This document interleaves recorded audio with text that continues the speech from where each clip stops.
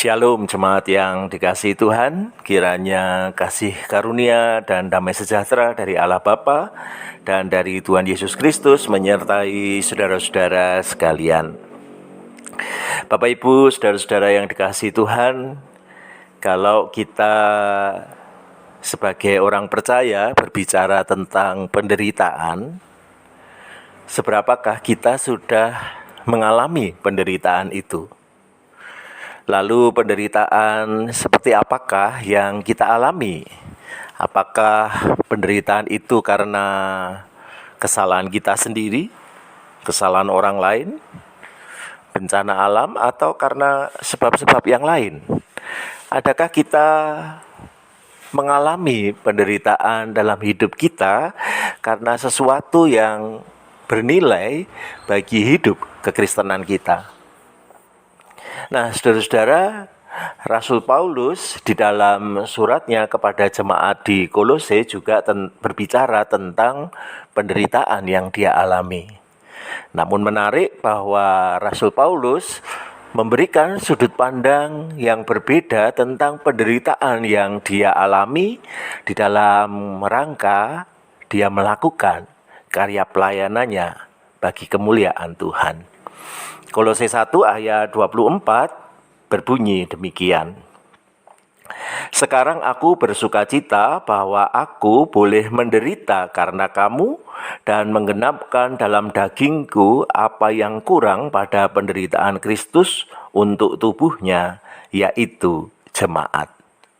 Nah, saudara-saudara, sekilas membaca ayat ini mungkin menjadi sebuah pertanyaan bagaimana Rasul Paulus menggenapkan apa yang ada pada penderitaan Kristus.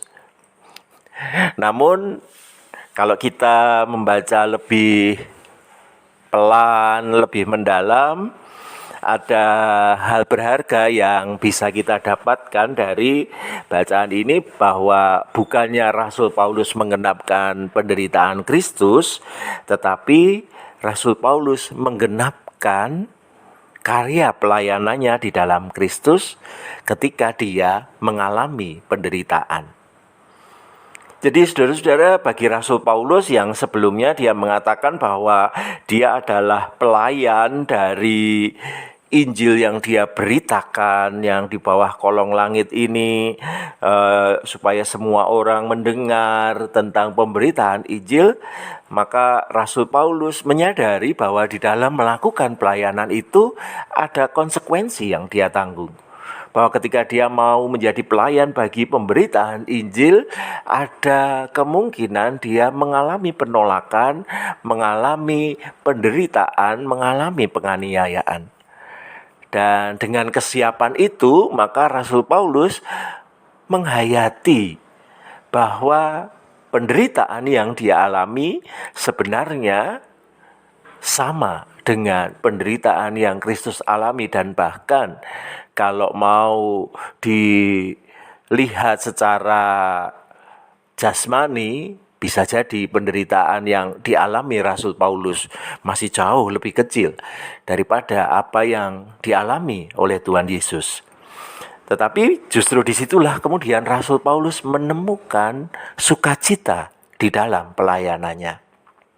Sehingga dia berani mengatakan, sekarang aku bersukacita. Rasul Paulus mengalami sukacita yang sejati, sukacita yang muncul dari dalam diri karena dia melayani Tuhan Yesus Kristus. Dan kalau kemudian dia mengalami penderitaan di dalam pelayanannya, itu adalah penggenapan bagi karya pelayanannya yang berdampak pada tubuh jasmaninya, dalam dagingnya. Dan kalau itu yang kemudian merupakan konsekuensi atas pelayanannya terhadap Tuhan Yesus Kristus, yaitulah yang menjadi penggenapan di dalam dirinya. Dan bagi Rasul Paulus, jemaat adalah tubuh Kristus. Dan kalau dia menderita karena mau melayani tubuh Kristus, yaitu jemaatnya, maka itulah menjadi bagian dari penggenapan apa yang dia lakukan di dalam karya pelayanannya. Dan di sini kemudian dia menemukan sukacita yang sejati, bahwa apa yang dia lakukan demi Kristus, karena Kristus, untuk memuliakan Kristus, memang kemudian membawa dia kepada penderitaan. Itu adalah sebuah bagian yang melengkapi apa yang menjadi pelayanannya. Dan dengan demikian dia tetap bersukacita sekalipun secara fisik barangkali dia mengalami penderitaan. Nah, yang kemudian menjadi bagian penting untuk kita renungkan dalam hidup kita sebagai orang percaya, penderitaan macam apakah yang kita alami? Apakah kita mengalami penderitaan karena kita melayani Kristus, dan kemudian karena pelayanan yang sungguh-sungguh yang kita lakukan itu, kita kemudian mengalami berbagai macam penderitaan yang terjadi di dalam diri kita? Ataukah karena memang kita menderita karena hal-hal yang lain? Dan yang kemudian menjadi tantangan dalam konteks hidup beriman kita adalah, bisakah kita bersukacita ketika kita mengalami penderitaan di dalam melayani Tuhan? Bisakah kita tetap memberikan hati yang tetap mengucap syukur, tetap melihat bahwa penderitaan ini akan melengkapi karya pelayanan kita?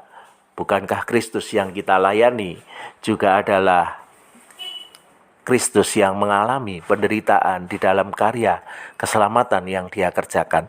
Sehingga kalau kita pun mengalami penderitaan, itu juga menjadi sebuah jalan di mana kita mengikuti apa yang sudah Kristus tempuh.